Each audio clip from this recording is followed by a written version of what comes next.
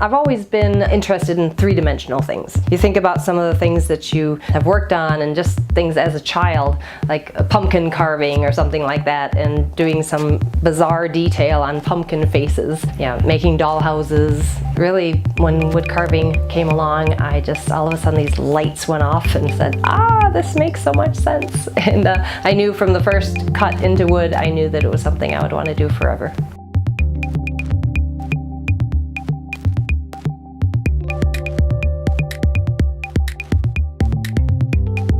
This is it's an ionic capital. It's a reproduction of an antique one that was for a downtown Charleston home. This actually goes on top of a porch column. And you can see right here, there's a split right there.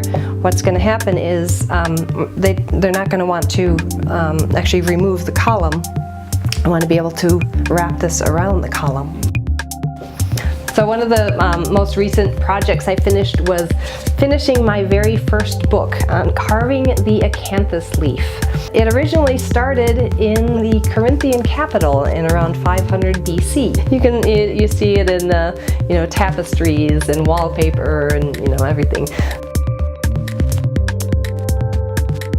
I think there's so much technology out there now. There really seems to be much more of an interest in getting into making something with your hands. I came up with an online video school that walks you through some of the basics, how to work with the grain direction, how to hold on to the tools, how to sharpen the tools. It'll allow you to see whether it's something that you're interested in.